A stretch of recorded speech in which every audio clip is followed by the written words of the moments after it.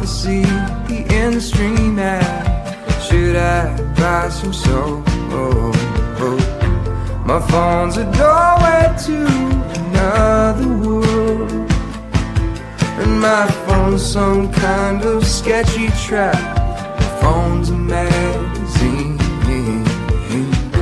I wonder where the hell this means from.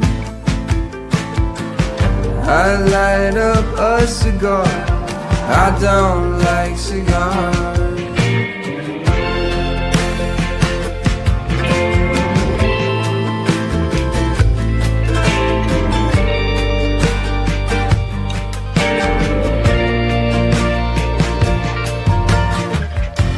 Signed up for a Christian meetup group. I don't believe in that, but I need a fan. I bought myself a turquoise bolo tie.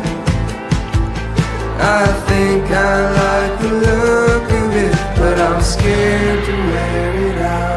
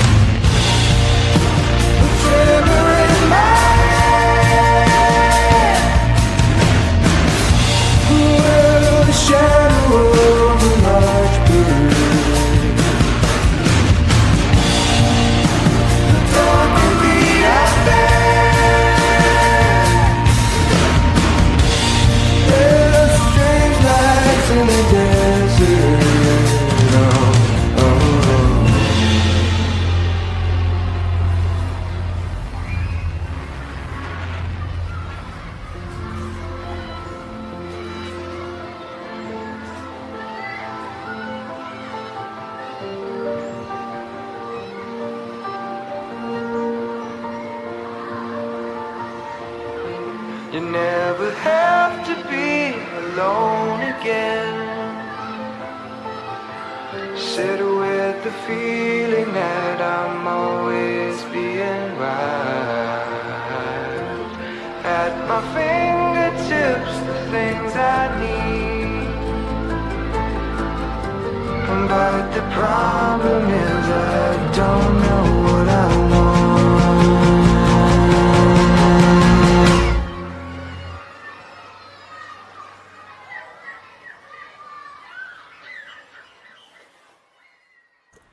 Oh my goodness.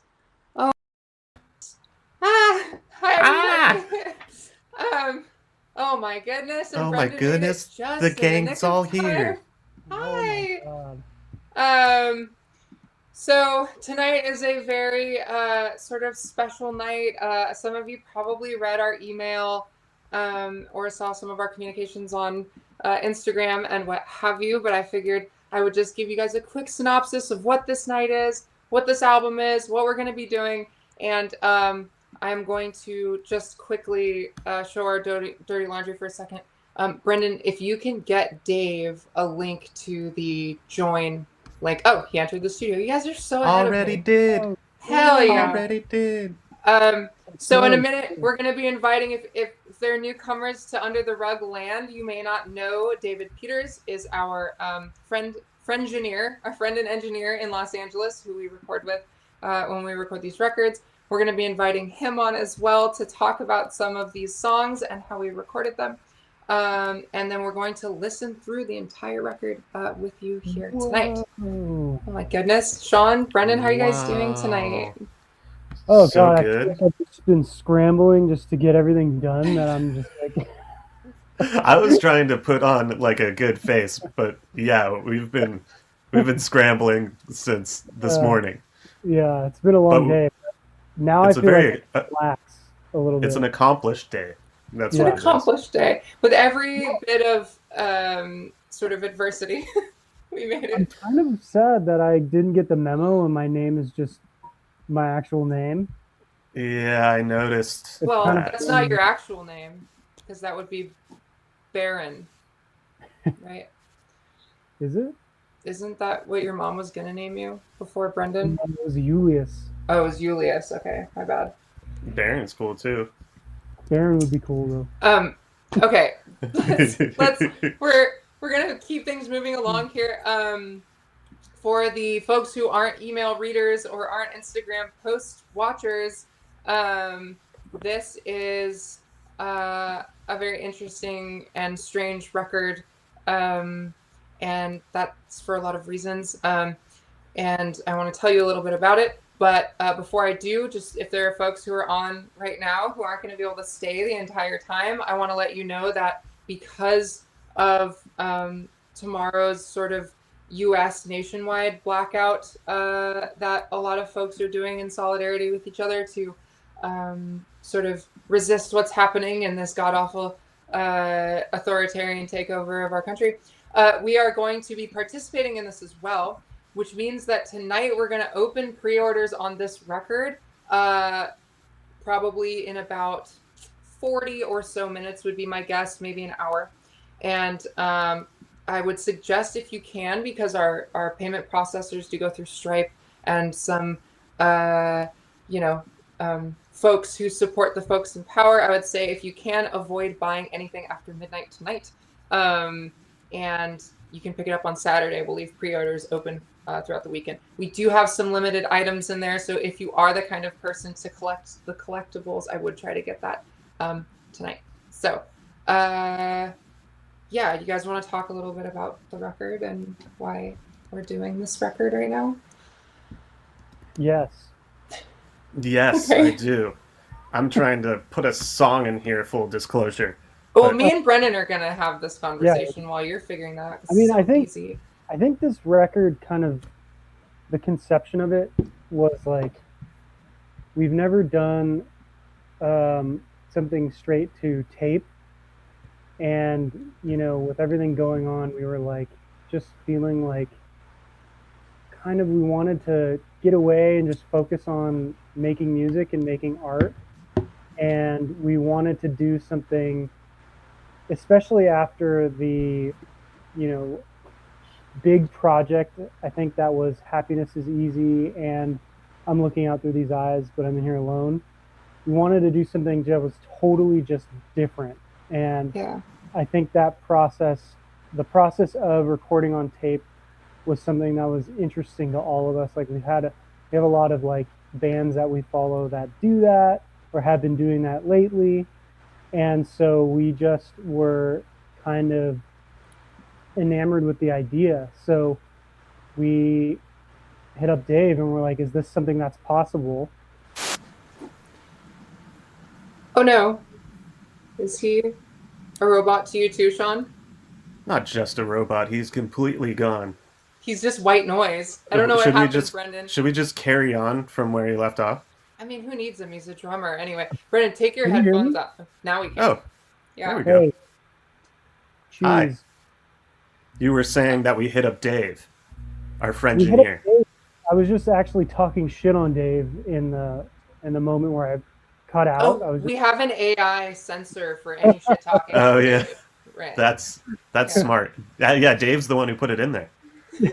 Can I add yeah. a little bit to that piece?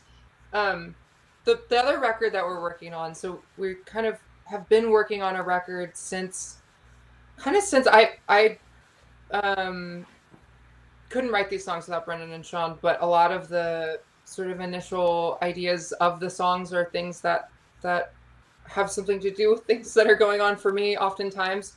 And I feel like I got very much pulled into sort of a form of radicalization by existing as a trans person as I started to transition and trying to figure out, my feelings in relation to the way that the world and the country started feeling a couple of years ago has been like a long journey of lots of learning, both through crazy happenings at the grocery store, on the way to my car, at the table, at the restaurant I've been at. I just started writing these kind of angry, somewhat political songs. And the record is just, it's so directly relevant to everything that's happening right now. And it's just so massive and takes so much work and effort to get the stuff to be as sort of angry and powerful as we want it to be. And so part of this process of like going and recording a record on tape for us was very much like, there's this thing that's really important for us and to us right now, but like I need to still go make something and just be an artist. And I'm just a girl. I just want to go and make some music with my friends. So we went with the intention of being like playful, and just like everything going on in the world right now is something that needs to be addressed and talked about. And I think so. And but there's also a piece that's just like, you also have to keep living your life too. And this is a little bit of a detour from the seriousness before we get to that moment. And I just want you guys to know why it is what it is. Also, my voice, where it is right now and sort of changing things to match who I am, my voice has come a very long way, but at this moment it hadn't.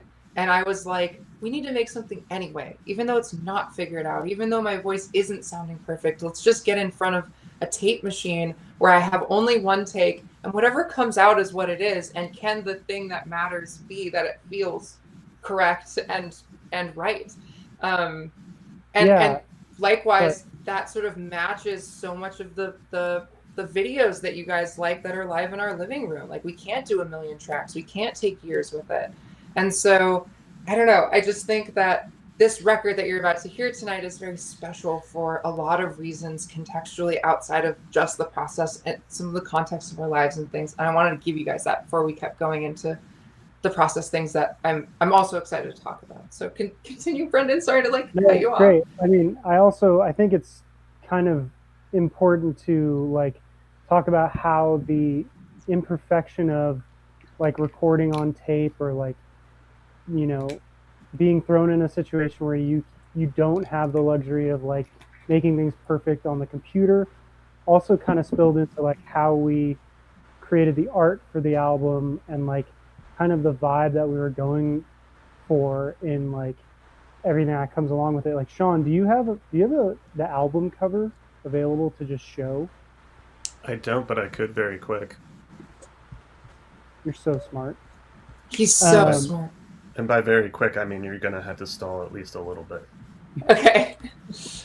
But yeah, I mean, I think that imperfection and just like making art for art's sake and just throwing ourselves into something that was kind of immediate is like the ethos of this record. And like, I think it's like it very much is like a snapshot of just like a moment in time. And it was all written and recorded in 8 days in the studio. So it's all, we just wrote the songs in the morning and then tracked them that day straight to tape. And some of the instruments, like most of the instruments are take 1, take 2, just of the playthrough. I think there was one day, and Dave will probably talk about this, where I made him keep punching tape on drums. I did like 30 takes on this one song.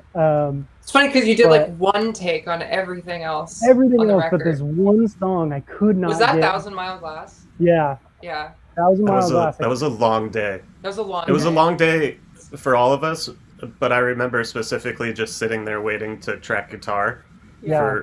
I had trouble. And I just hung out with Dave. I'm sure he was so sick of me. I have the CD mock-up. Okay, and so it has the cover. So this is sort of the process of this record. Is it was very just a moment recorded on tape, and you can hear when you listen to this record, you'll be able to hear talking in the background as we go ahead and start doing take. Wait, can I get my eye in here? As we start doing takes, there's little like funny moments of Brendan yelling. I think at one point Sean, I think the record ends with Sean being like, "Okay, let's go make that steak that we all pitched in for." Yeah. Yes. So this is like a process record. It's like it's a moment in time captured on a tape reel. And I really wanted the merchandise, which again, Brendan kind of slayed on this one again, just did almost all of it. I love you, Brendan. Sean came up with a conception of the album cover, like with the tape, the Scotch tape. I'm like, kind of a genius at ideas, but my execution is terrible. So, It's But my this one- handwriting. Yeah, I and think it's this because one he's handwriting. was pretty collaborative too. It was like Winco. I Sorry. started.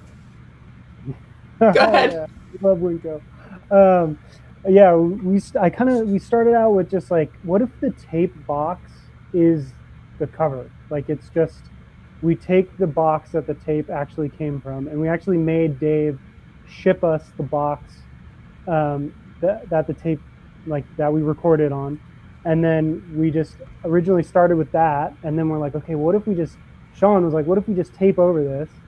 We taped over and then just wrote in Sharpie Yeah. our name and the record, and that was the first iteration of the album cover, which I think is pretty cool still. But I wish we had the original. Anyway, So you'll see it on the story and stuff. So maybe if we can, this would maybe a good segue. There's something that we might want to do first. I want to play you guys a quick sample. I mean, some people from our Secret Hideout patron service and like some of the folks who follow us have heard iterations of a song from the more political, bigger record that we're working on. I want to show you guys that so you can kind of get a taste of a very under the rug song that reminds us all of like Lonesome and Mad and some, you know, there's still new things about it, but the ending for sure has a Lonesome and Mad vibe. I want to play you guys the song, and then I want to move on. I want to invite Dave up to talk a little bit about the process working on that tape machine. I'm assuming he's in his studio right now, so he can maybe even show us the tape machine itself and how it works, how kind of archaic it is, how little sort of redos and edits and takes you have. So then when you're listening to these songs in a minute, you'll be able to go, okay, I can hear that everything was almost first take. Or sometimes we have a couple songs in there that are completely live. And it'll make a lot of sense to you guys. So we're going to take a listen. This is from not this tape record. This is from the next record, correct? Yeah. So this will be a song. I just, before we get into sort of like half transition Cassie voice, half baked, all live, off the cuff tape record. I want them to hear that we're still making music that sounds like the stuff that they remember, sort of. Right. Even And though also- my voice will be different. And also very relevant to what's happening now. Yeah. So we're going to take a listen to something from the next record after the one we'll be listening to tonight. And then we'll segue into inviting Dave on to show us the machine that we recorded the record we'll be listening to tonight on. And then we'll start pressing go and listening to the record together. So without further ado, the song, still unnamed, possibly named Nothing Gets Clean, possibly named X's in Your Eyes, joke named Storpy in the project file for absolutely no reason for a long time. We're going to take a listen to the current iteration of this song. Here we go.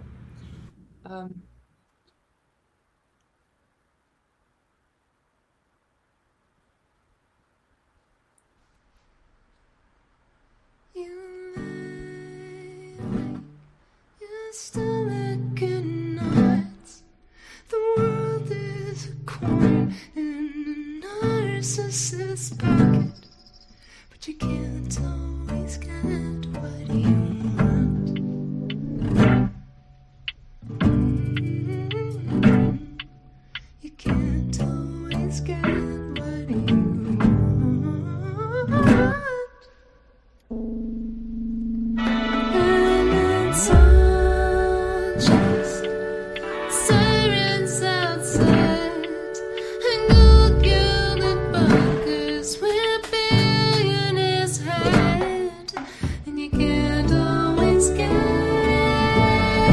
what you want, and you can't always get what you want.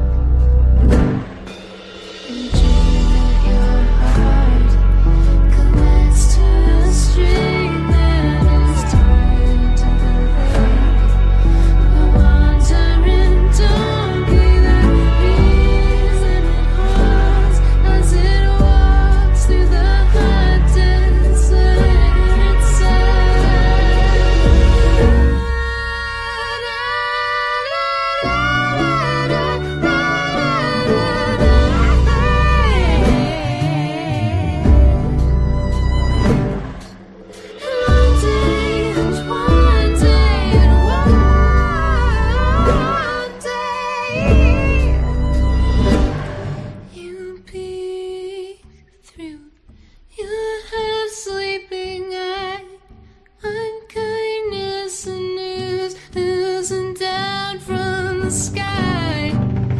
Over the stream as it goes. The nemesis sings in the dark.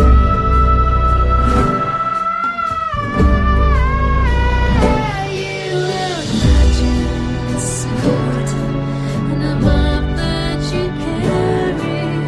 Reading the shade from the windowsill. You can't believe it.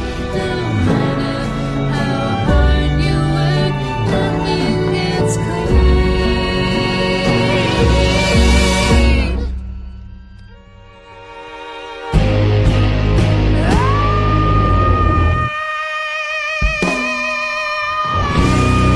It's in your eyes.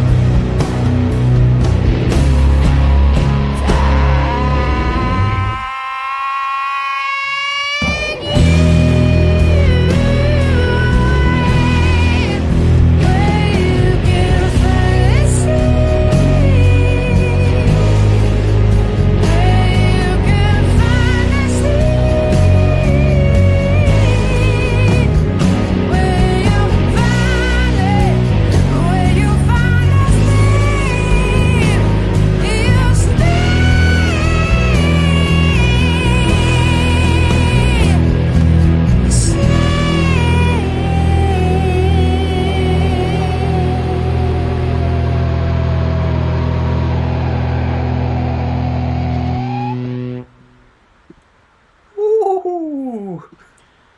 That gets so crazy at the end. That's a rock for sure. For whatever reason, it's not never played in my headphones. Can you hear You me? didn't hear it? I didn't hear anything. So Well, Oh, I hope I'll it just was tell good for you, you guys. This it's whole good. listening party might it be sounded funny. good. So it seems like it was popular. There's lots of comments coming through, you guys. I'm glad that you like it.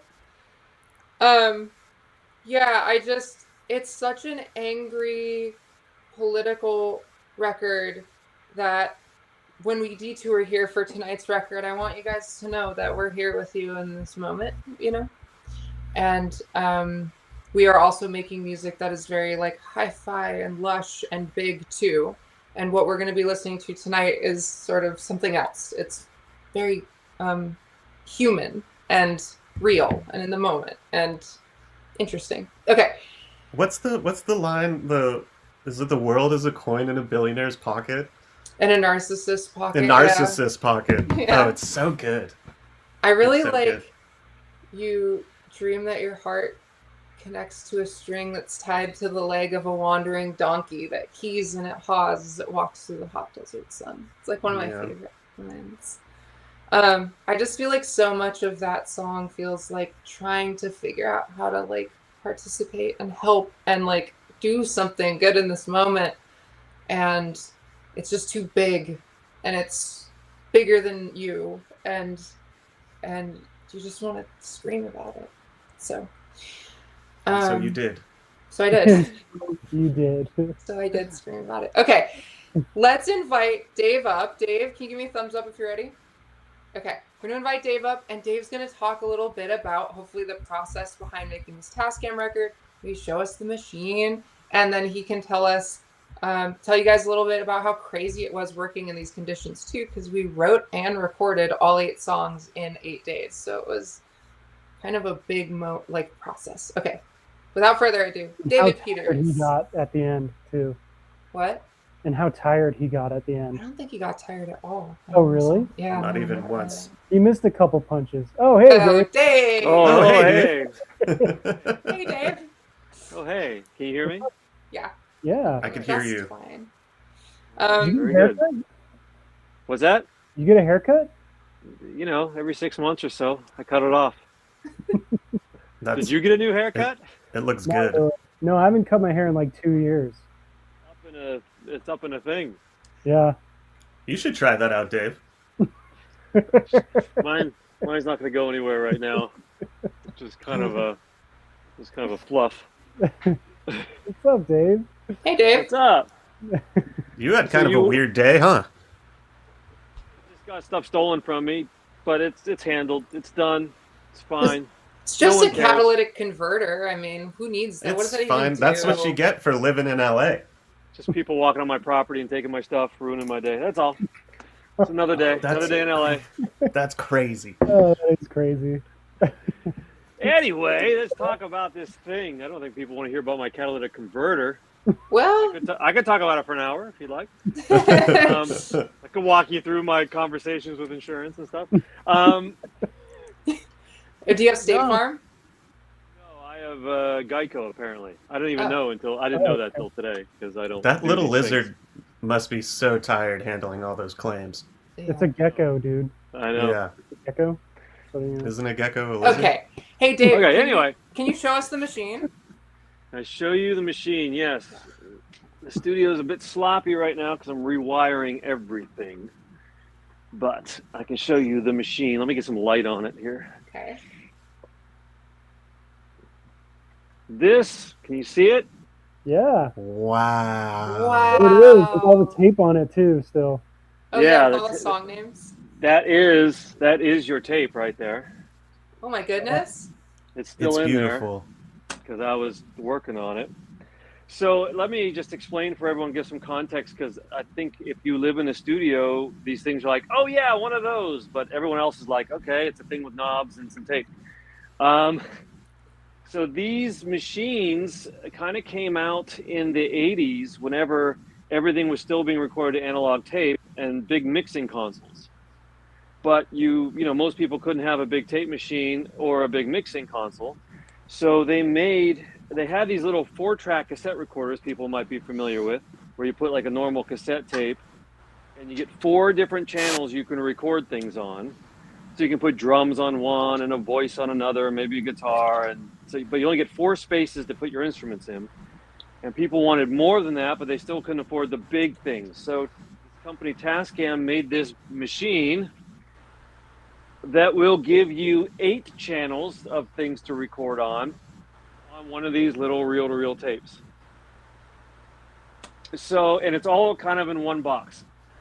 The first time I saw one of these, I was probably 14 years old or something. I had one of those little 4 tracks, and I walked in to go watch a show at some local hotel room or something, and they were using this machine to play backing tracks. This duo was like, they had their band recorded on this machine.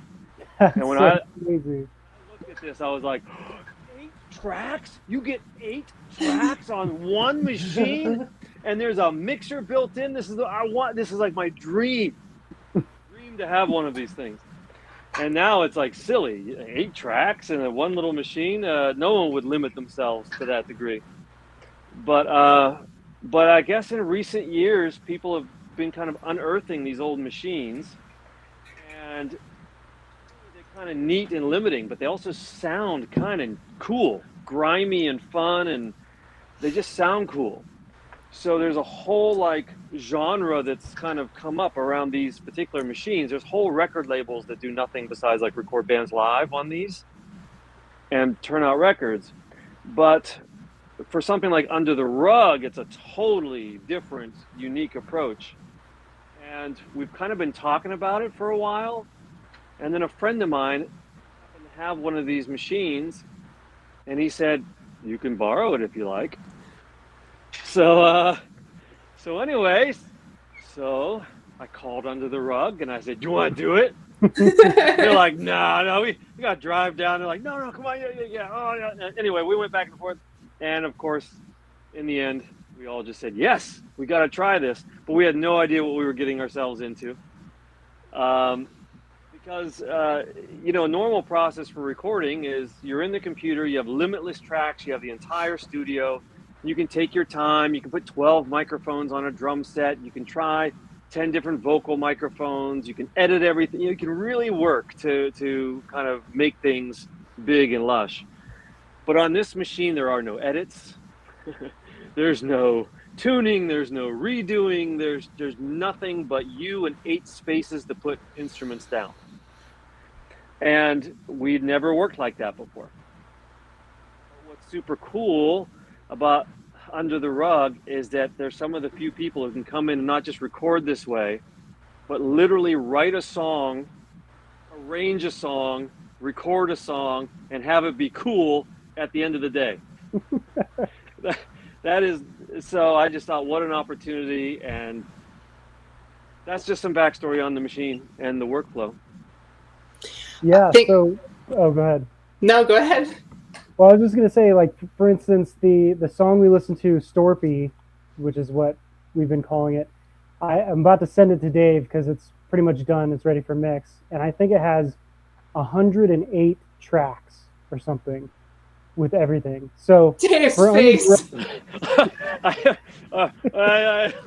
on a minute. We were from 8 to 108. Is that what we're doing now? yeah. So Yep. Thank you, So, Dave. I charge per track. I hope you know. clear your schedule. And I hope it's $1 per track because. But yeah, so it's interesting for us to go from the process of in the computer where there's 108 tracks or whatever to 8 tracks. You know, it's definitely a different thing for us. You know. Well, it was 7 tracks for at least a little bit. Oh, yeah, because because one one of of the them tracks wasn't wasn't working. One of the tracks wasn't working. We were saving that for bass for later anyway. But yeah, we had 7 to work with. The big difference, really, just for people who don't really know much about this process, is that you have to make decisions in the moment that you can't really go back on. Yeah. Where in the computer, you can always go back. Yeah, which I have on Storpy because I've recorded those vocals 1,000 times. That might not be a joke. That might not be a Yeah. joke. It might not be a joke. Yeah. Working on even like one of my songs, I'll record a vocal a bunch of times and see what turned out best, and I'll take the best of that and I'll record it again and then take the best of those two. And there's a process, but on this machine it was like, well, let's do a take. This is what it is. That's what it is. Okay, that wasn't a good take. Let's do another whole take, or a whole section at least.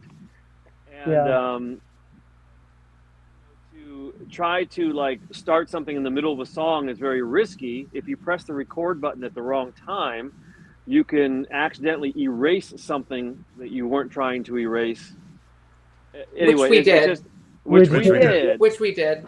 Which Dave we did. No, just kidding. So it's not only that there's a limited amount of spaces and that you have to choose, but even the amount of equipment that we used in the studio is very limited. Okay. I chose probably like 4 boxes in here that I just wired into it, and that's all we used. So we had the whole studio here, and we barely touched any of it. Yeah. Because the name of the game was, can we get done, like a song a day?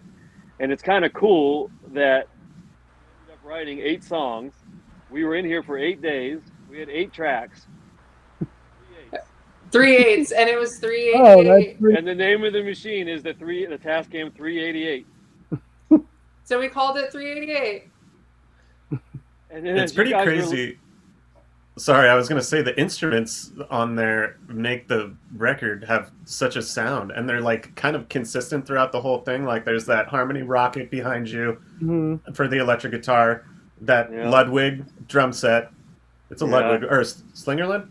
No, it's a Ludwig. There it The is. Ludwig drum set, Oh, and so pretty. Cassie's K tuned down. Yep. Yeah. That awesome arch top. Yeah, and then here's the guitar that was pretty much the whole record. God, that guitar made Dude. so many good sounds. I love need that guitar. I know. Yeah. We need to get you one. And through the Leslie too. We put that through the Leslie a lot. Yeah. I feel like. Right. There's a lot of sounds where, so a Leslie, for anyone who doesn't know, is a speaker. Can you see it? I can't tell where I'm looking. Yeah, Right yeah. here. We could see it.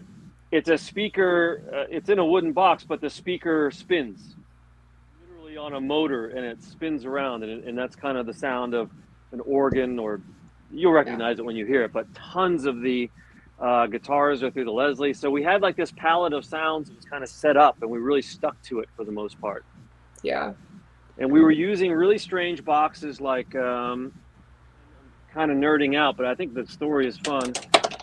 Oh, there goes something. Some of the things we used were kind of also not fancy studio things, but like boxes like old like PA system thing from the 70s with like a built-in level control. When you abuse the level control, it just makes things all distorted and smashed up sounding. And so this is all over the record. I mean, we just use all these strange tools that were just atypical in just about every way.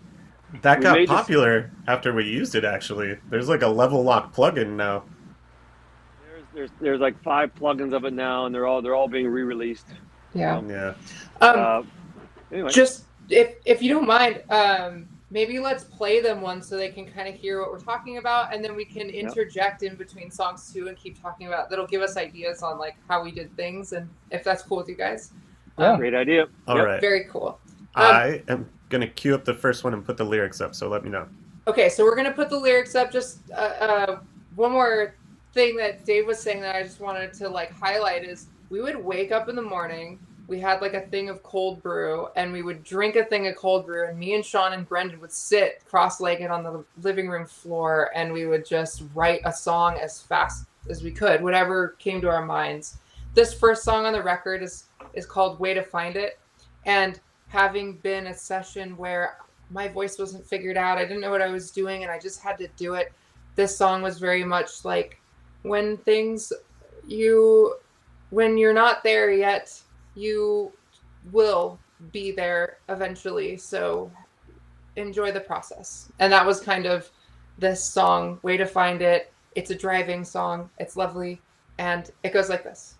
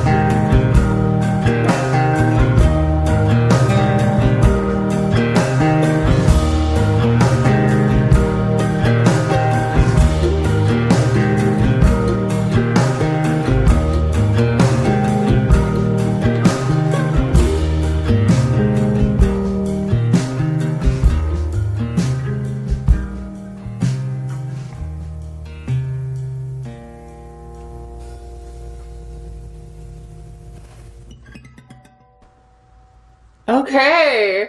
First Such song a done. driving song. It is I'm gonna such get a Dave back driving here. song. Hey, Dave. Hey, Oh, Dave. that's Hey. the next song playing for me. Oh, weird.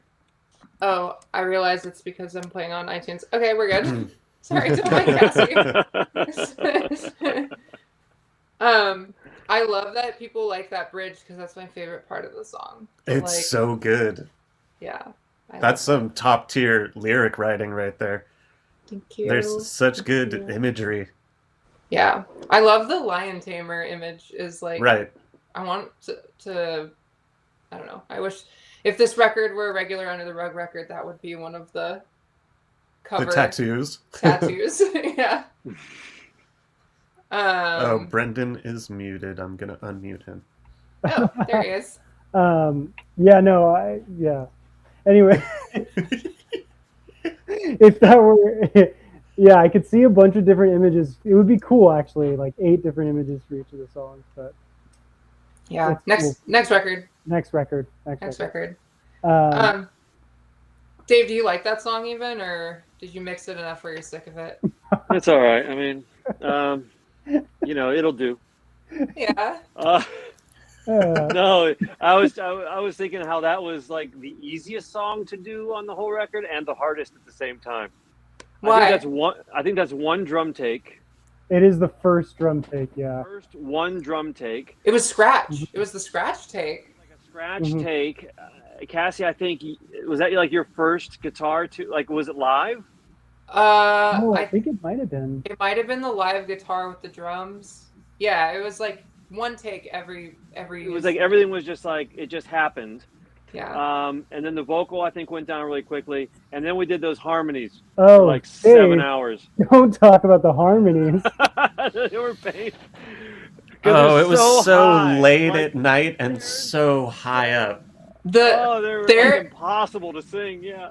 Their harmonies took so many takes that when we got home after the recording session, Brendan went on a vocal learning bender for I was like, I'm never doing that again. he was Not- practicing with a metronome and vocal Yeah. warm-ups. He's like, I can't fucking do that shit again. I think we mentioned on our last live stream we were doing like a intensive, like a kind of learning intensive, and we all picked a different facet of music that we were going to do, and Brendan picked vocals. So it was 2 weeks, like 6 to 8 hours a day of doing vocals in his bedroom. And it was yeah, it he was got helpful. so good. Oh, thanks. But Give yeah, us something, Brendan. Sing for us. Oh, that's amazing. Amazing. See, hard work pays off, you guys. No, I remember during the tracking though, the harmonies, like it got to the point where it was like, just do another one, Dave. And Dave's like, I think we had it. It was like, no. It was like yelling at each other. It was like so intense. I think I almost cried. So in a normal world, you get like 3 or 4 of them, and if they were pretty good and close, you can go in and just touch it up a little bit in the computer and then move on to the more important things. But in this, there's no doing that. And So it just and they had to be so tight, those harmonies. They couldn't even just be like. They had to be so and we had on. to sing it at the same time into one mic, which I think was the hardest thing. Because you only have one track. Yeah, because you only have one track. So if one person got it, but the other one didn't, it didn't matter. You had to do it again. So it was like everyone had to get it at the same time. We had to level in the room too by moving back from the mic or moving up on the mic, and whoever was louder had to move back. I remember sitting on the couch in the control room while they were doing the harmonies, and it had been like hours of them doing these harmonies over, and then I was just, they were like, Cassie, what do you think? And I was like on my phone, I'm like, no. No, do it again. I was fine with it at that point. I just kept looking at Cassie's like, again. Anyway, so brutal. but what's interesting about this record is you would think that would be common across all the songs because we can't go in and fix anything. But that was really the only time. There's one drum thing and this one vocal thing that were challenges, but the rest of it would just flowed out. I mean, it had to, or else we wouldn't have gotten done in 8 days. Yeah. Right. Mm-hmm. and it was incredible how just quickly the whole thing came together. And it's one thing to write a song in a day. That's a nearly impossible feat. To arrange one is hard to do in a day, and then to record one is very hard to do in a day.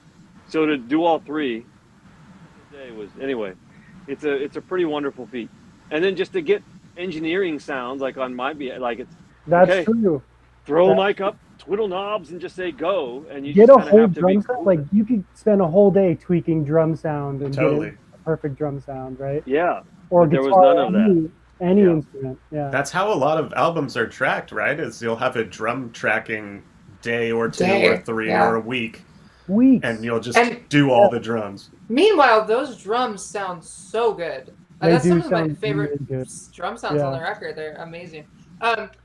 Just so we don't keep everyone here for 1,000 years, I'm going to keep pushing us forward, and I hate to be that for everybody, but let's go ahead and listen to the next one. Speaking of drums, I have to say, this is one of the greatest drum performances. Wow. I remember Sean and I listening to Brendan lay down these drums, and this was also like a first or second or within 5 takes situation. But I remember the second or third or something.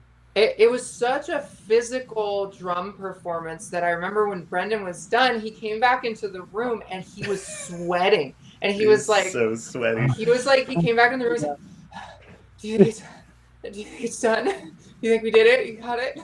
Well, okay, so because we'll talk about it maybe more after, but I had a tambourine and a stick, so I was like switching back between this tambourine and a stick, and then the motion of just like everything, it was just like so physical. I was just like, so anyway. This tune is one of my favorites because it's Yeah. like not like a lot of other tunes that we've written. It's kind like of Todd coded. a little bit. It's a little bit like Todd. Yeah. It's got Brendan- some weird like Vampire Weekend vibes or Brendan like something. flips the beat at that one part, and it's Oh, so so cool. You came up with one of the coolest John's guitar lines. guitar is one of my ever. favorite on the Dave- record too. Dave played bass, and I was so skeptical about him playing bass on this, and then he came up with one of the most perfect, like weird bass parts that you'd never expect. That's the Yeah. exact pocket. Also, I love Dave, how weird it is. Dave played bass on most of the record except for 3 songs. So Dave is majority of the bass. Of the player. bass playing. Bet you didn't know he could do that, eh? I didn't know I could do it. What can't he do? I didn't know I could do it. Besides protect a catalytic Yeah, I was converter, gonna say- Dave, I mean, you can do almost You anything. could do anything. I won that game. Yeah. Okay, so we're gonna play. This song is about shame. As what if shame? It's kind of like Little Heads or something. Like, what if shame was a monster that sat above you while you slept, telling you things that you didn't want to hear, and is sort of about my own negotiation with shame with myself. So this is a shame song called Green and Black Balloons, and it goes like this.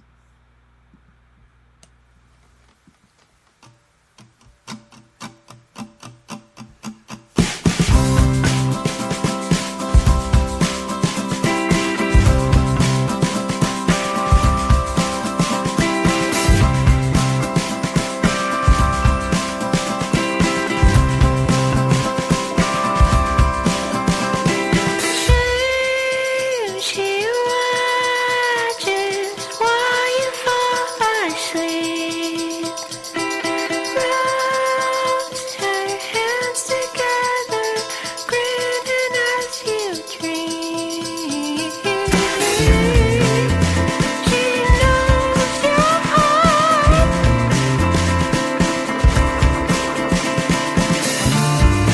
and she knows your heart. She follows voices, people that you know. Wants you hurt you, wants to let you go. She knows your heart.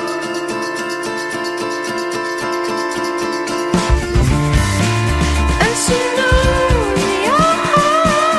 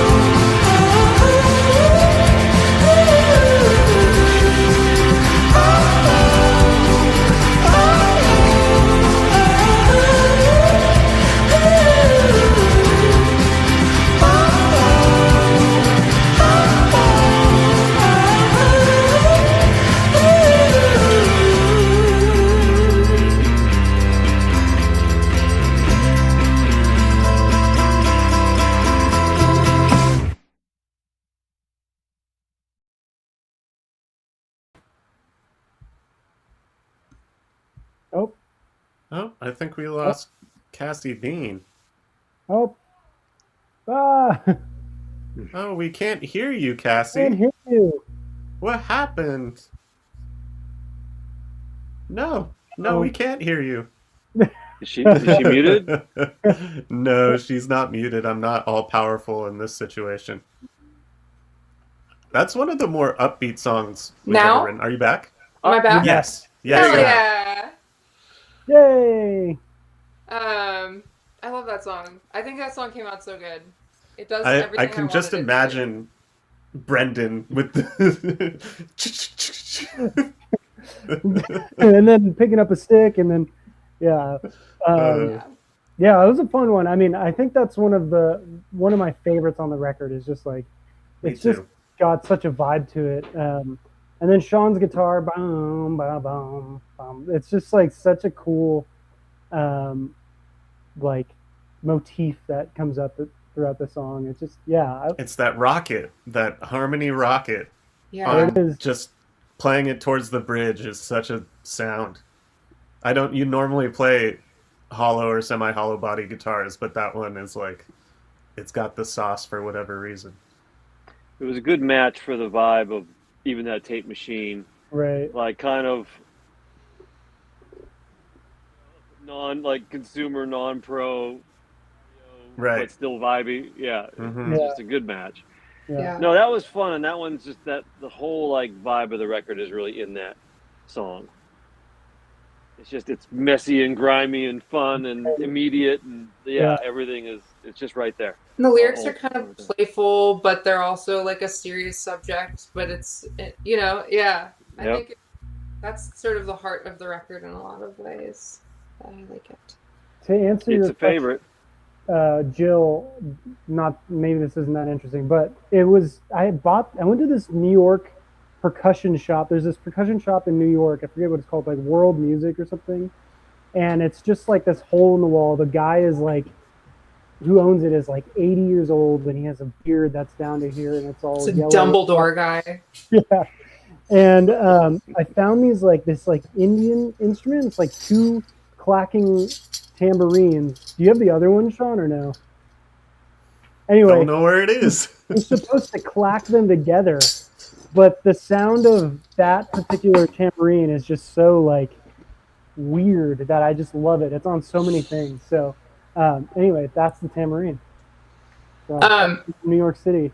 That tambourine take had some serious sauce though, because apparently it's making people spill their beer all Sorry, over the Ashley. cabinet.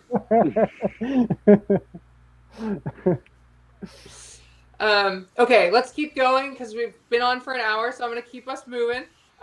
This next song is this is my favorite like songwriting song on the record. I think there's somebody who is very important to me that through my transition I feel like God didn't like my choices in doing my life this way, and I love them, and I wish that wasn't the case. So this song is called Shrink Ray, and it's about making yourself small for someone else, and it goes like this. Late at night, I cry, but in the day, I carry on. But if I could make it so I never let you, I just might. The anglerfish is late, it shines.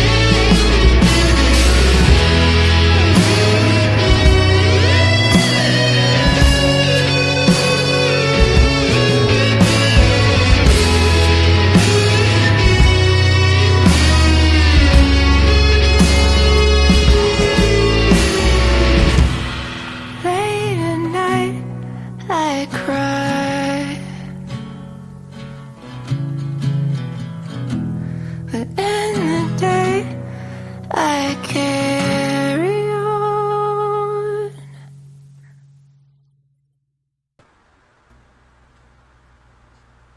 I love That's that a- song. That's a really That good guitar solo gives me goosebumps. And Yeah, that that's- song's That was a lyrics first take, make too. me cry.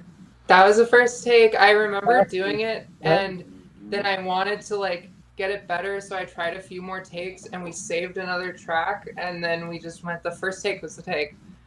And then we It's two played solos tracks, layered yeah. on top of each other. we Yeah. took another one and threw it on top. Yeah, but yeah, that the main body of that is my first take on that side solo. A little bit of a later attempt in the background just to have because it sounded fun. But yeah, Yeah. the main take is it was just the first thing that came out. And we're all like, "Whoa!" Yeah, I remember the moment was like, yes! I think Mark. Like, what just happened? I think he meant Mazzy Star, but totally the vibes are kind No, it's Jazzy Mazzy Star. of Jazzy Star. Jazzy Mazzy. Jazzy Man stuff.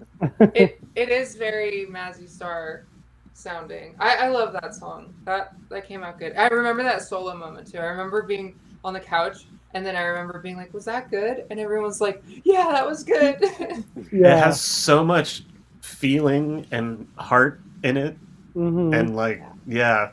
And you could really feel like the meaning of the song in that solo somehow. Like it all is like a damn, I just want you to love me and that's all I wanted. And I can't have that. How devastating is that? Yeah. Oh, yeah, gives me Mhm. goosebumps every time. Yeah. Thank you for seeing me, Sean. I see you all the time. Way too much. Wait. Also, it's another Dave bass track too. Yeah. It's true. That's true. Good job. And all the Dave. distortion on the end of it is that weird little PA system box I showed, the little silver box. Oh, But that's I mean, you know it's fun. It's just a fun distorto machine. That's so Yeah. cool. Yeah. I was trying to, so everything on this record, so the process is all in this machine, but there's nothing on this record at all that was not part of like what's on those 8 tracks. So anyway, all those sounds, every sound we got, a lot of the drums on this record, a lot of drums, they're stereo, there's a little different left and right to make them sound big. There's 2 songs on this record where we saved 2 tracks for drums so we could have a left and right. But most of them are just right up the middle, 1 track. Is Like, this a mono track? This one? This one, I think this and Way to Find It are the 2 stereo drum tracks. Okay. And everything else is mono, I think. But it's you had to crazy. get the entire blend at the very beginning. There's no rebalancing it later. Yeah. So you have to just hope. That's That's crazy. crazy. It's so crazy that Green and Black Balloons is mono because it sounds so. The drums sound so big. Yeah. Yeah, any of the ones that are like a upbeat groove, those are all just 1 track. That's how we started. See, I didn't know. Yeah. And a lot of times too, so a lot of times what happens is we'll have a metronome track and maybe a quick little guide, and then maybe Brendan goes in and plays drums a lot, and then we just start stacking things. But this, I think, it was at least 2 of you playing at the same time, if not all 3, just capturing the, like, almost writing and arranging, and then we would put everything on tape at once, and then if we needed to, we could go back and Right. rehash Right. things. Yeah. So very different process. Oh, Cassie's. Oh, and Yeah, Cassie is gone. Well, Oh, now we're floundering. should we Cassie, go on? if you could hear us, we need Sean you. can't see Cassie anymore. That's true. I want to go to the next song, but I feel like she needs to introduce it. Oh, here she comes. Oh, Just a walking down Oh, the is she street, here? singing do. fun fact: in the talent show in 4th grade, maybe it was 3rd or 2nd grade. Anyway, we did that song. My mom and a few other moms dressed up like 7 kids, and we all did like lip syncing to that song. And I That's remember it as being one of the most embarrassing moments in my life. I was wearing a little leather jacket with my hair Is there slicked back. tape? Is there tape? Oh, I'm sure somewhere, but I'm gonna find Next it and I'm live gonna stream, we're gonna burn play it. that video. Okay, for my 7th grade talent show, I had a 3-piece band.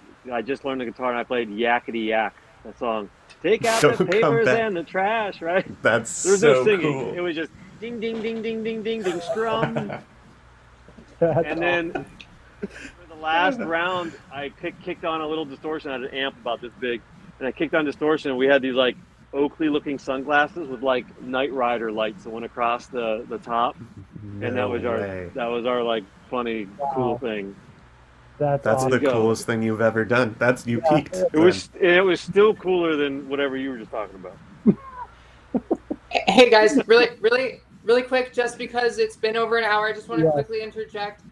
For anybody who thinks that they might not be able to stay for the entire stream and they're already sold and they want the record, we're going to drop the link to be able to purchase the record now, just so people, if they need to, can grab it and pick it up. Do keep in mind there are a few limited items like the test pressings for the vinyl and those sorts of things, but we do want to let people in case they have to go. So Sean's going to put that up for you in the comments right now. I'm going to show it here. You can go ahead and just type that into your browser or what have you, and or grab it from the comments section as well. This is going to likely be shipped out. I'm thinking April, probably, just the way things are. Okay, this will likely be shipped out April with the way things are. Yeah. I also, will there be copies of the lyrics available like last time? Yes, you can grab it. I'm gonna have the original lyrics because I wrote them on my phone because we were working really quickly. So I have got like really nice like linen paper that I'm gonna handwrite. Anybody who wants to purchase the handwritten lyrics, I will handwrite them for you and with like doodles and art on it. So they're a little more expensive. Three of it for each song, just because it's just a lot of writing. So just be aware of that. There's only 3. Yeah. Per Yeah. song. So Yeah. when you're ordering, those will go quick. Okay, let's keep moving through. We do have to just like keep things moving. So I'll keep this link up. You can have this in the comments. I'll bring it back momentarily from time to time. If you'd like to purchase the record, you can do so anytime. Tonight, we don't recommend doing that tomorrow, but starting Saturday through Monday, I think we'll be keeping pre-orders open as well. So let's move to the next song on the record so we get through the last of these. This is, I'm kind of fumbling a little bit. What's the next song? 1,000 Mile Glass. 1,000 Mile Glass, yeah. Okay. This is sort of Shrink Ray adjacent or something. This is like feeling far away from somebody and you can't connect to them no matter how hard you try. You just can't. You feel like there's 1,000 miles of glass in between you and them. This song, the ending is so tight. I love the ending of this song. These might be my favorite lyrics on the record too. This is Yeah. another tearjerker. So Kind sensitive of. people beware. I don't know. It kind of gets me in just vibe alone. It kind of pulls on my heartstrings. I'm a sensitive boy though. I think this song is it's like an Elliott Smith song or something. Which Yeah. also just all of Elliott Smith's stuff makes me cry. So Yeah. That's true, All right. Okay, let's go ahead and throw this one up. This is 1,000 Mile Glass.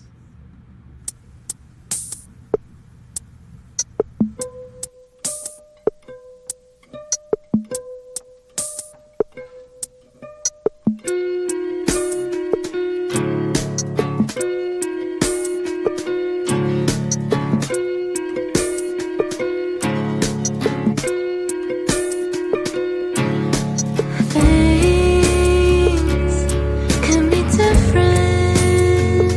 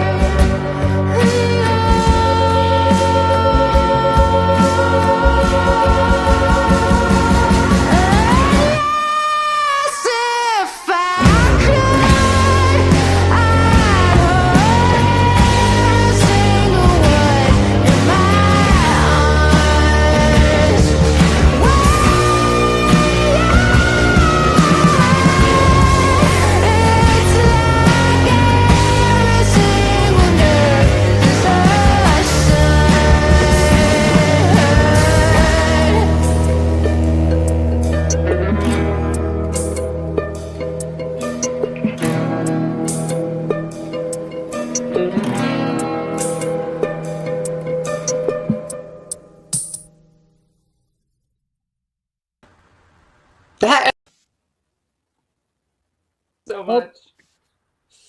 Sorry, what did you say? The ending rocks. Yeah, I love that ending. I love It's that such a ending too. big moment. Yeah. Um, So that was the song that I struggled with the drums on. I think it's because that was recorded with a drum machine, and so it had to be so perfect to the drum machine that it was like difficult to make sure that it was like sounding like in time. Like whereas a click you can kind of wander back and forth from the click and it's fine. But like having this drum machine going the whole time was like really hard to lock in. But if I ended up like I love the song, like how it came out. It's like it was kind of worth fighting for, right, Dave? It was one of my proudest bass moments because there's one lick in there that goes "ba-da-da-doom," Nice. and I can't believe my fingers did it. Totally like by accident. Do do do do ba-da-da-doo, and it just matched your drum thing. That's awesome. I did a thing I couldn't do. I'm glad because we almost got in a fight during the tracking of the drums. I'm glad we both have happy moments. I blacked that. I remember that was hard, but I don't remember it being on the way to find it. That's the one I remember. This one that I just was remember tough. having fun. Yeah. Yeah. I You remember. don't remember getting punched in the face, Dave? You don't remember that? I blacked it out. I don't know. I remember like going to bed that night and Brendan being like, "That was a long one. It was a long day." Oh yeah, it was a tough day, but we got through it. Yeah. But yeah, no, it wasn't bad. I'm hyperbolizing for fun, but yeah, it definitely was the hardest song to track for sure Yeah. for me personally. But And as I listen, it's so cool because I'll hear like when you're hitting those like really big high notes at the end, and there's like a trail of echoes. I just remember like all that's printed in. Like that, a lot of that I had like a little echo machine, and as you'd hit that note, I'd like oh yeah, all captured the tape. This is what's so hard to explain to people is like how much of the sound creation and mixing process was happening at the same time as the writing, at the same time as the arranging, at the same time as trying to get performances. It's just like the whole thing just happened in 8 days. It's just really Was anyway. that Roland chorus echo? Yeah, this. That guy, yeah. so cool. I think it's I have cool. that Also, the plug-in, one on it's top so of it is funny. cool. Yeah, that little this is a spring little, one? like Panasonic home stereo spring reverb from the 70s or something. That got used on it. Yeah, that's what I mean by a limited set of tools that I don't usually use or just got in here and I didn't really know. So we weren't using fancy digital echoes and all that. None of this stuff that you'd use. It was just like, well, a spring on some wires and a looping tape that that just loops, and gives you an echo. And then through a distortion pedal and then just put that into the machine. And I had a couple of different faders on the machine where there was like a clean vocal and then there's a distorted vocal and then there's the echo vocal and then there's a reverb, and I would just play them. Like That's as so Cassie cool. was singing, I would just play them.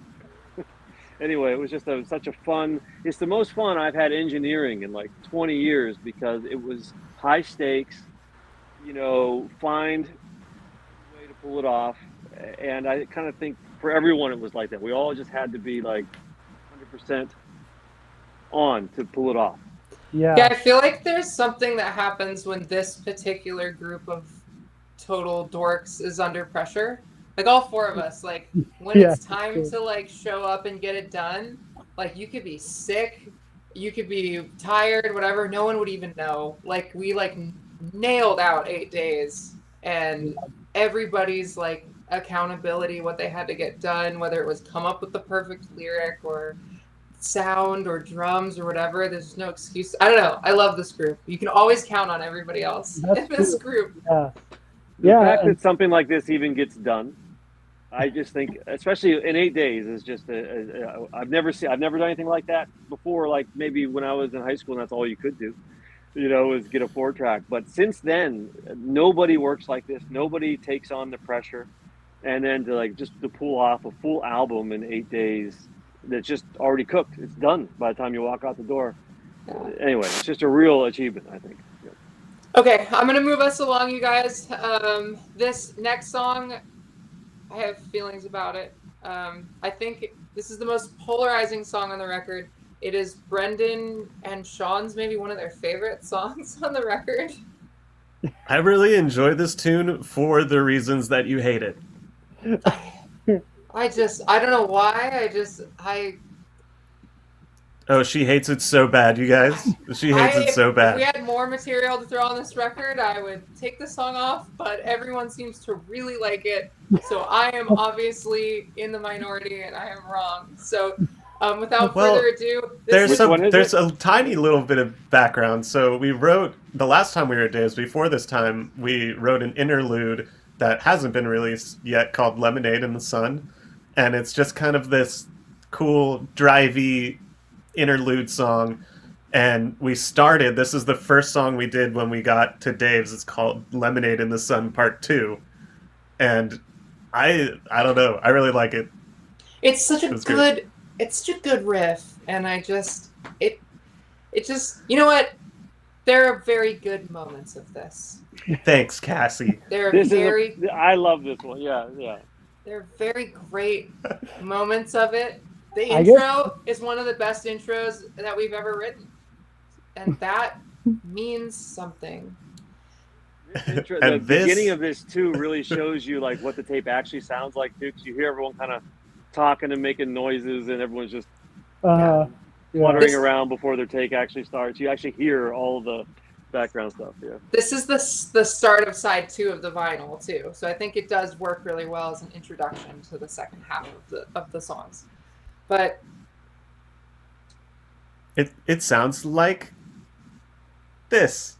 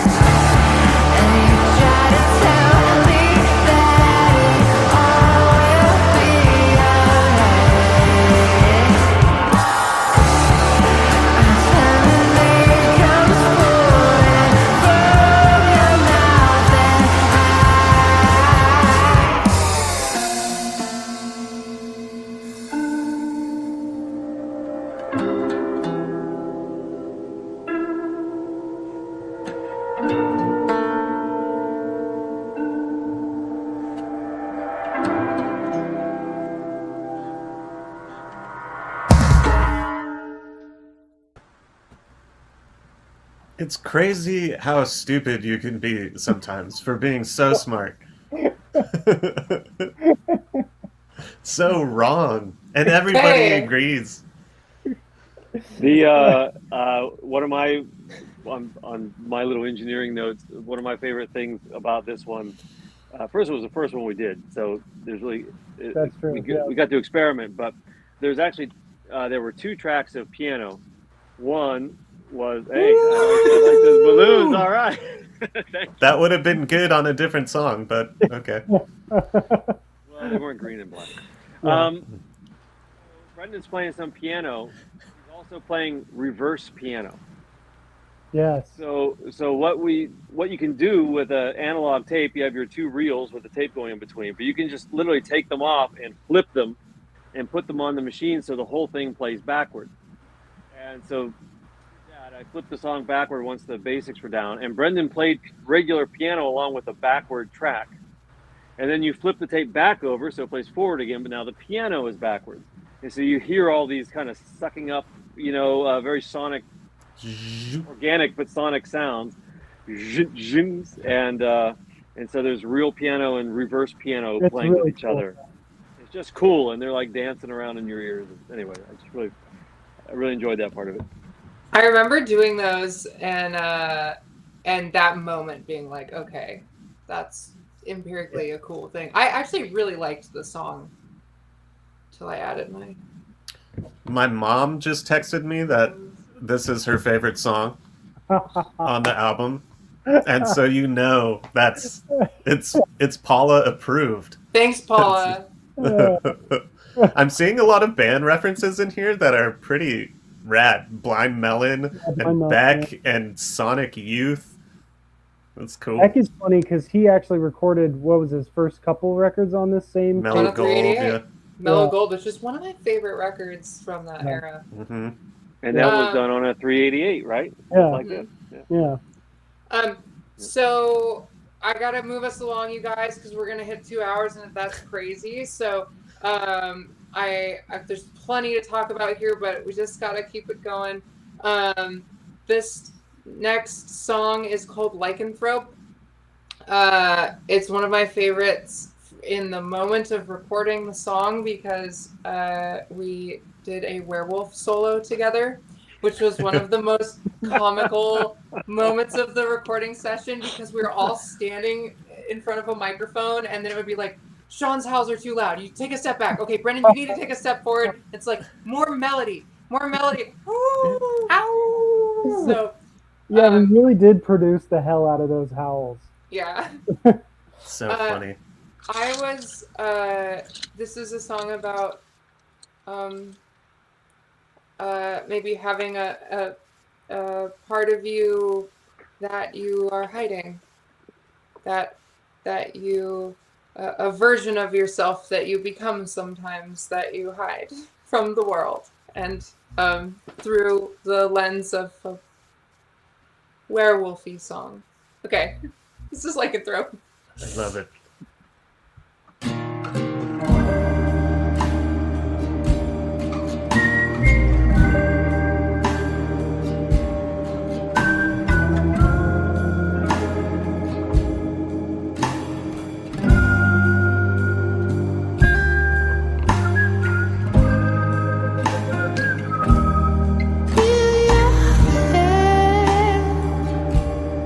Rise again.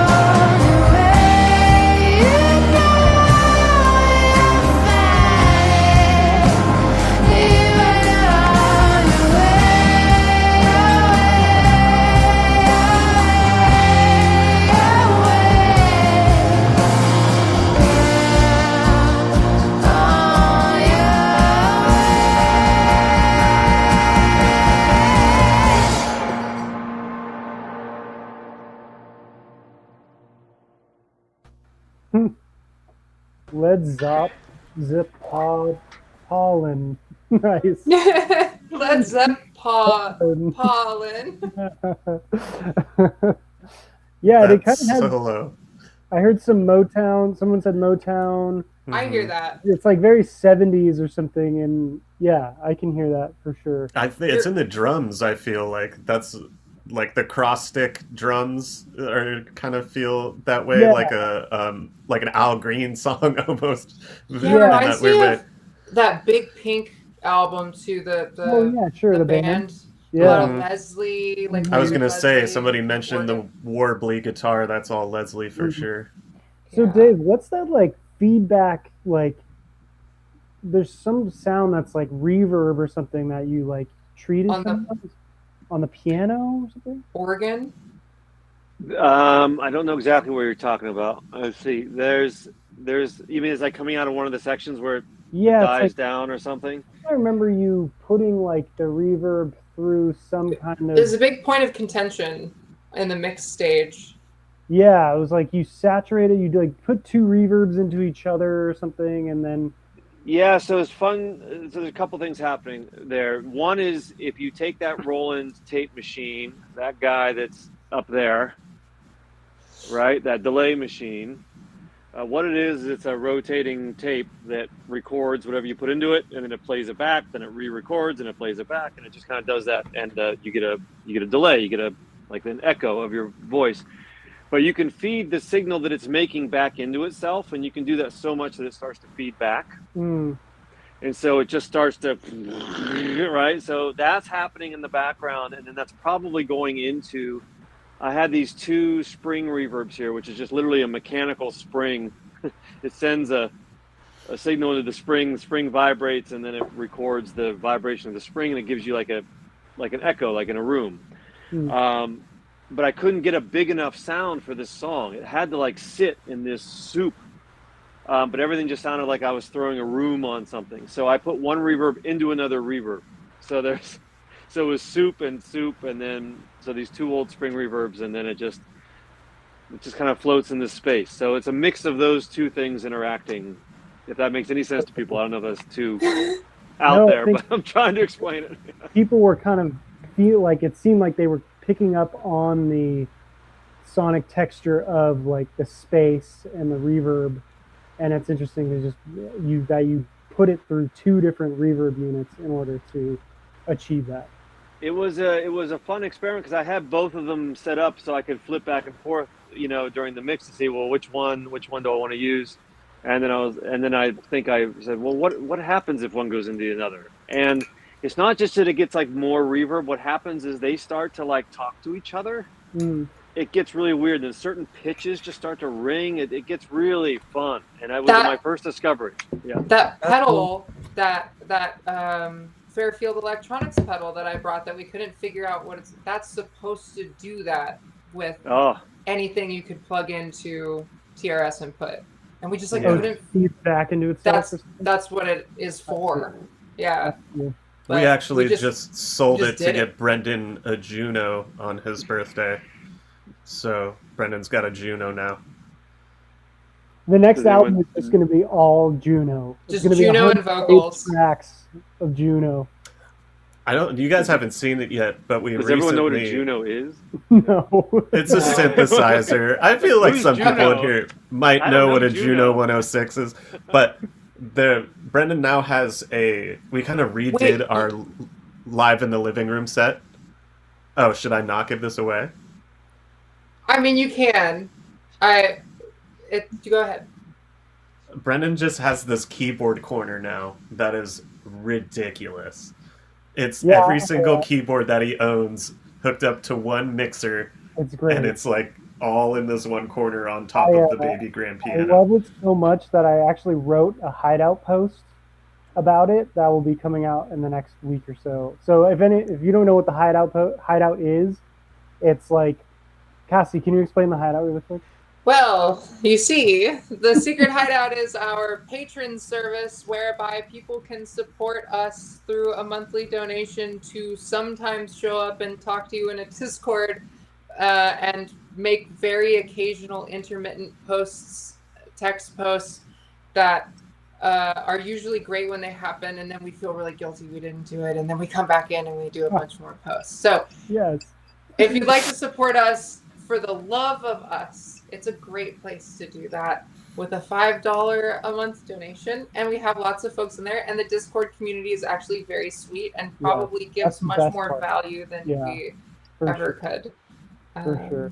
But yeah, I wrote a post about it because I'm so excited about that keyboard and just the little corner. So join the hideout if you want, and you'll see that post pretty soon. But, I yeah. think for me, the hideout is I'm underselling it because there's a lot of our hideout members here, and I just like to be honest about kind of what it is. I think when you're making music in an economy that devalues music so heavily, good faith patrons are necessary. Like, to be able to continue doing this, if we didn't have $5 a month from folks, I think it would be very difficult. I mean, just making these records is like so much time that you probably wouldn't believe it.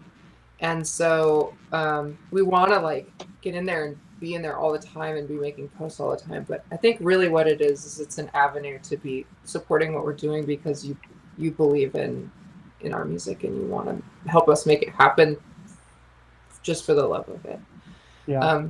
You can join it by going to this link right here, and it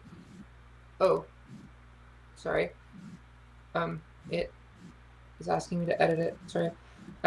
You can go to this link here and get into the Discord. That's kind of the main thing about the Secret Hideout is the Discord community is very sweet. Everyone generally just talks shit on me, Sean, and Brendan. And then we pop in there from time to time and corroborate the shit talking that is happening. Okay, I have to keep us moving. So we got 2 songs left and we're gonna bust through these last 2. As much as I love you guys, there's plenty still to be done with getting these orders prepared and stuff, and so we have plenty of work to do after this as well. So I'm gonna move us along. This next song is one that I think was is one of my favorites on the record because it happened so organically. I was in the vocal booth as I usually am, separated and isolated from everything. That room behind Dave there is that room of which I speak. And I generally sit in here sweating because vocals must be separated from the other instruments oftentimes. And I had a day where I was in there for like 5 hours at that point, and I was like so sick of sitting on that bench and being in that room. But everyone else is I can hear them in the monitors, having like, fun, laughing. Like Sean's like you know, like pinching Brendan's nipple, and he's like, "Ow!" And then Brendan chases Sean around with the guitar, and is that pretty accurate, Dave? Or stuck in there? That's yeah. Everyone winced when I said that, but you know that's what's happening. No, I didn't win. You would winced when he pinched your never nipple. do that. Oh, I would yeah. never do that. So anyhow, this song I started singing, I Wish I Was Dead, but I'm Stuck Here, over and over again into the headphones, and then everyone was like, wait, that's a song. So I wrote a really fast complaint about the world and feeling like I am stuck here, but I hate it. I hate it here. The song is I Hate It Here, the song. I remember finishing it like at the very last, one of the last tracking days. I think it was day 7, and it was like came together right when we finished it on the porch out front. First, and then when day. we were recording it, Dave just set up the mics and he had to go. He just hit record. He's like, "Okay, I'm leaving." And then this was the first take. Yep. Yeah, I pressed record and I walked out the door to go be with the kids or something, and you just did it. You just did it in one take. You had set up a bunch of mics around drums out there, and I was in there and I didn't know the extent of what you had set up either. So I was playing in the ISO booth, right? Was I playing the ISO booth? I think you recorded. I think you were out You on wrote the couch. it in the. I wrote it on the Everyone couch. was together in the room. Okay, but I look over and I remember not expecting you guys to come in. And then at the very end, Brendan starts hitting the kick, and I'm like, what's happening? And then we all just started screaming and laughing at the end. And anyway, it's a really good moment, and you can hear the moment. One take. Yeah, one take. In this single take. Yep. Yeah. Okay, here is I Wish I Was Dead, but I'm Stuck Here. I wish I was dead, but I'm stuck here. Year after bad year. I'm smiling but shedding a small tear. 'Cause I'm stuck here. 'Cause I'm stuck here. Everything's getting less thoughtful. The world is just getting more awful. Dumb anachronistic fossils make the rules here. Make the rules here. And every last fun bit of culture has been cannibalized by these vultures. Whining of brimstone and sulfur that they brought here, that they brought here. Pointing their thin bony fingers at lovers and makers and singers. Eating endangered species for dinner. Laughing madly, drinking bad beer.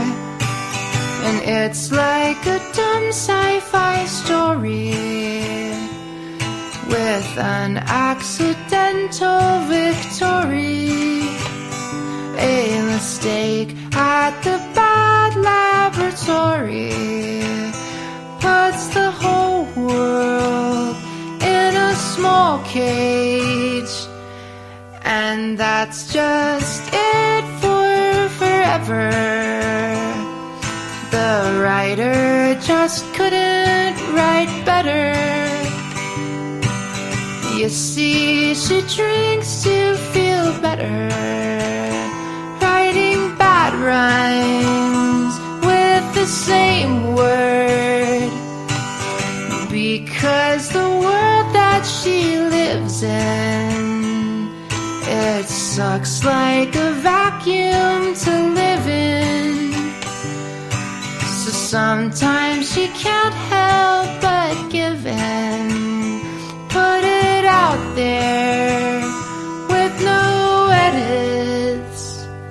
And sometimes in moments of weakness, this world is one she believes in. The people, the bugs, and the seasons.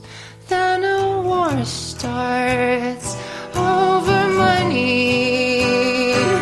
I wish I was dead, but I'm stuck here. Year after bad year. I'm smiling but shedding a small tear. 'Cause I'm stuck here. 'Cause I'm stuck here. I wish I was dead, but I'm stuck here.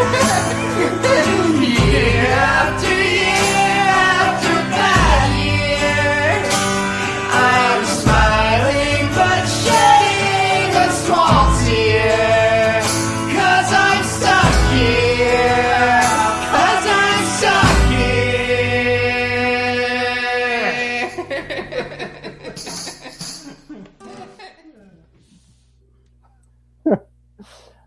God, I cannot help but smile every time I hear that song. I love that song so much. So ridiculous at the end. I love when Brendan just starts screaming, ah! And then we all start laughing. Sean the other day was like, that was pretty like ballsy to do that, like just at the end of this take, just yell, and I was A like, live one take thing, and you scream in it, and it works.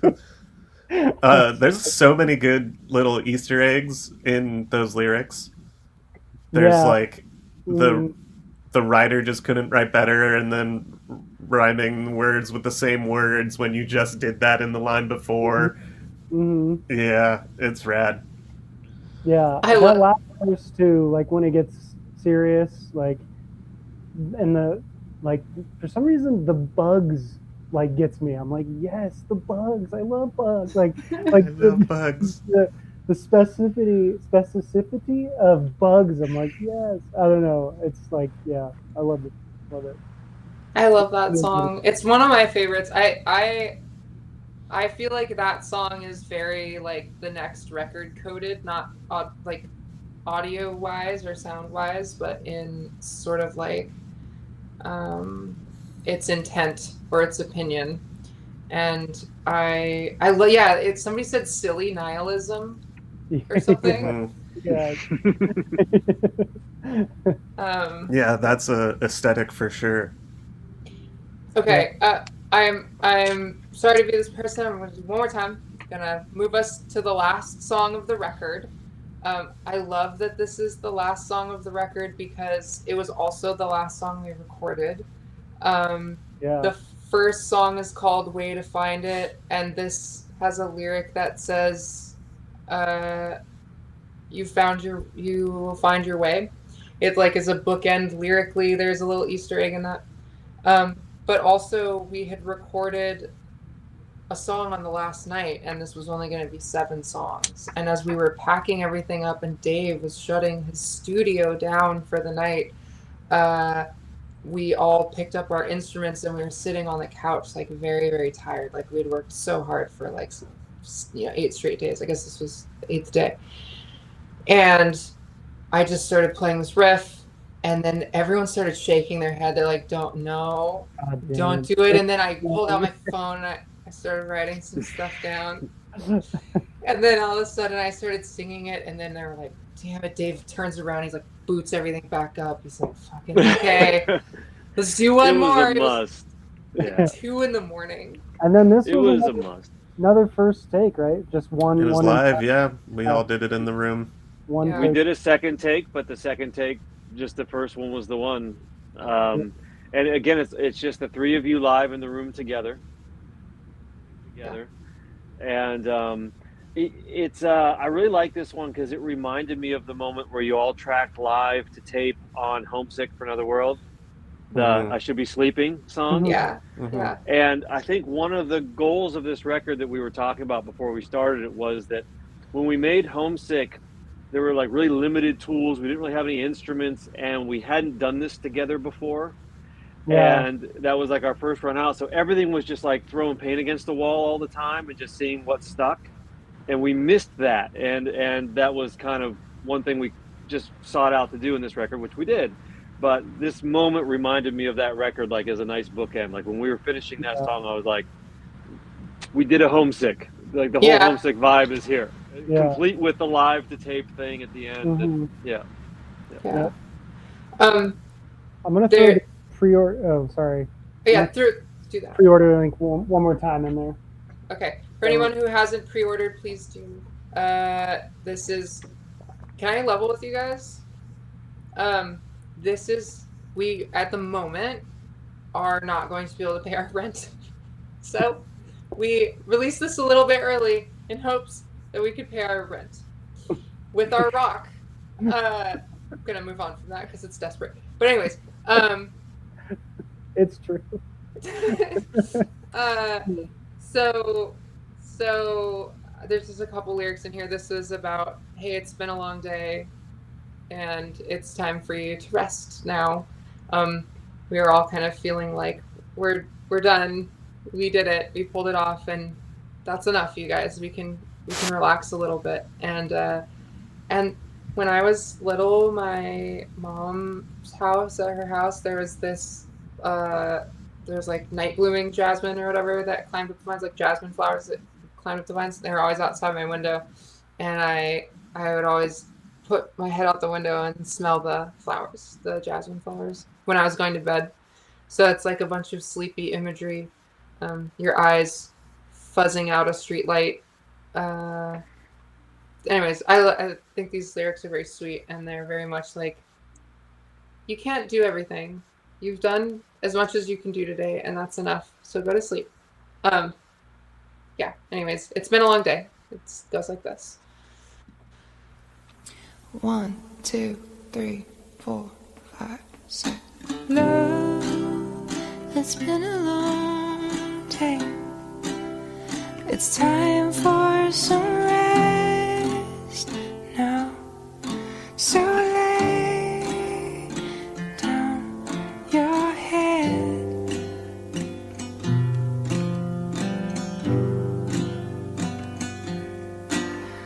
And soon you'll find your way. There's nothing to do yet. Till you let slip away.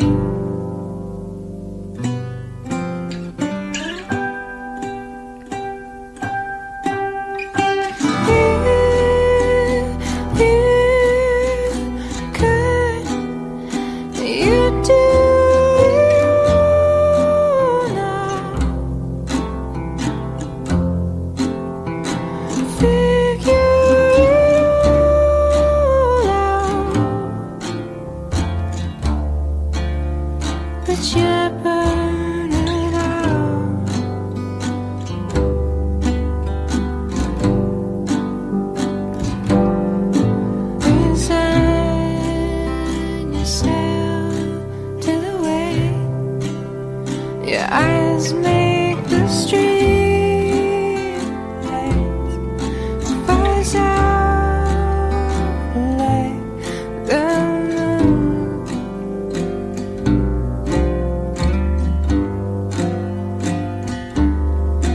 I know the fragrant smell, petals of jasmine.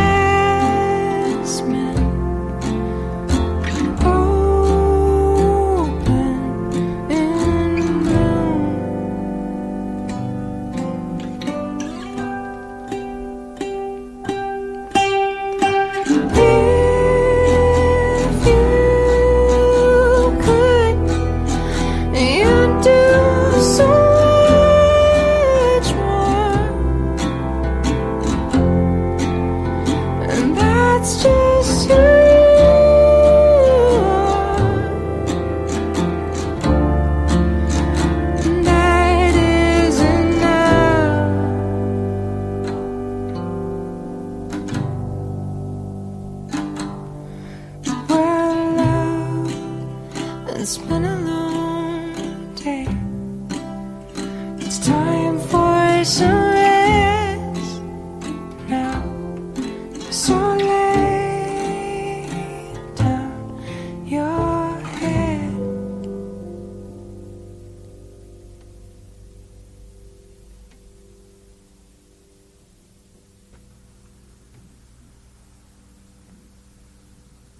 That song is so pretty.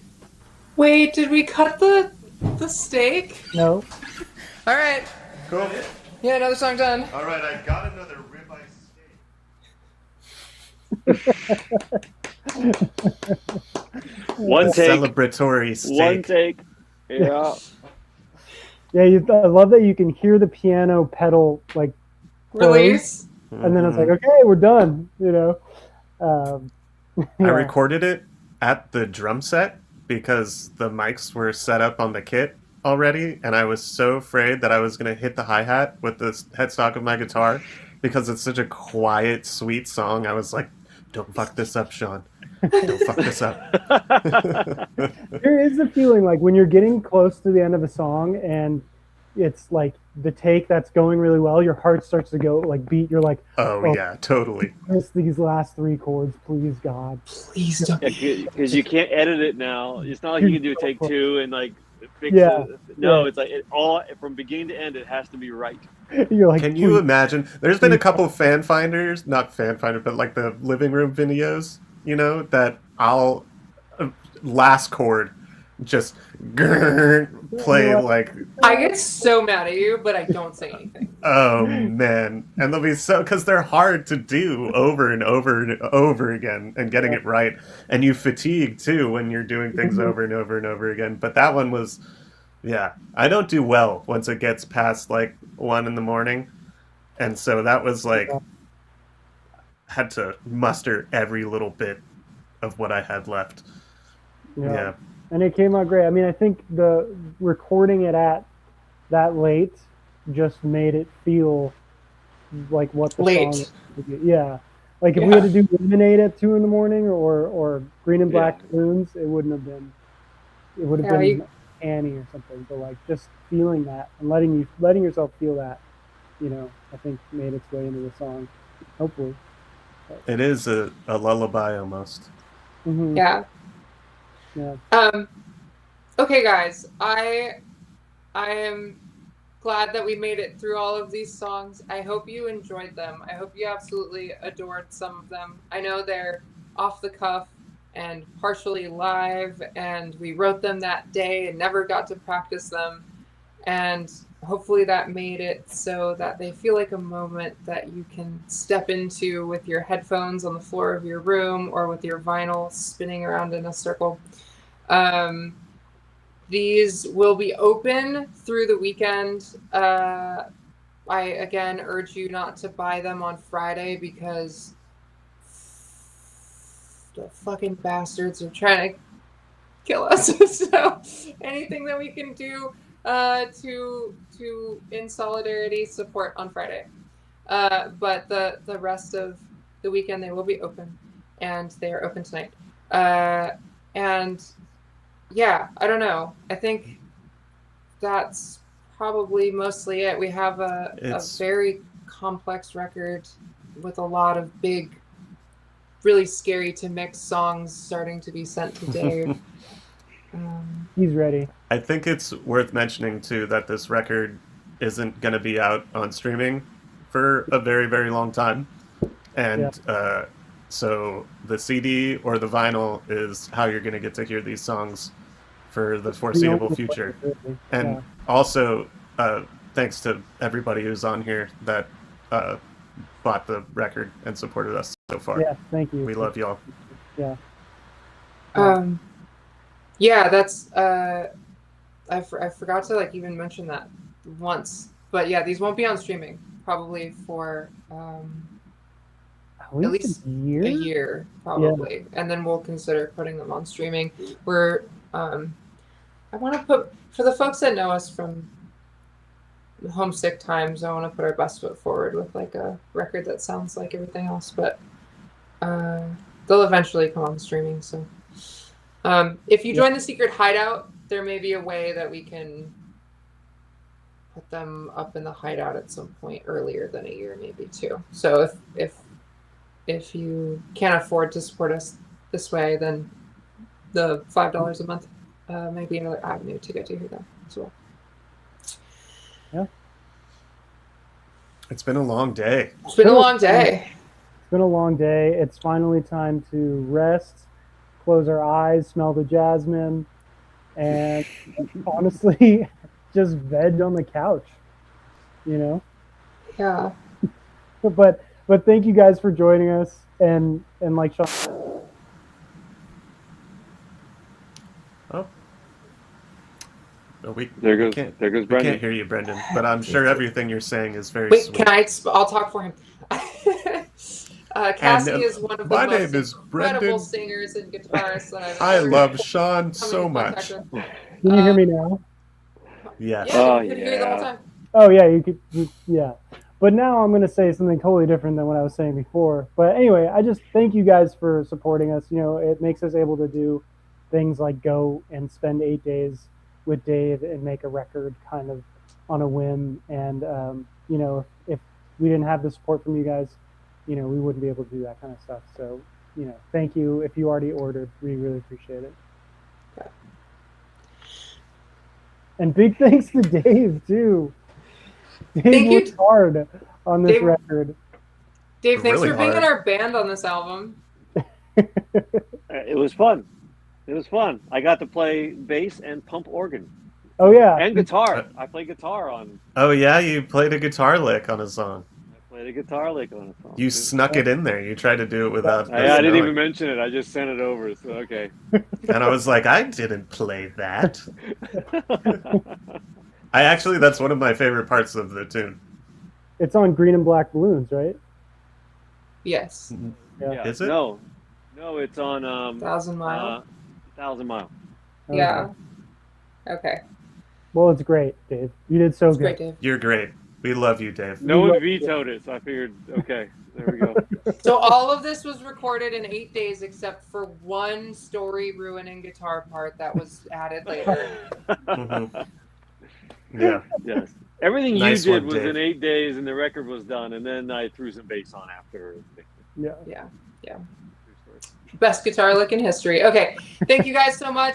You guys are all lovely. Dave, thank you so much. Brendan, Sean, you guys are fine. For the rest of you, thank you so much for supporting us.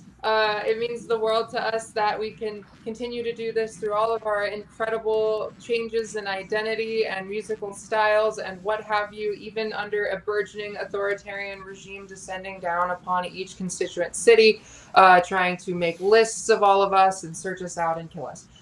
We love you.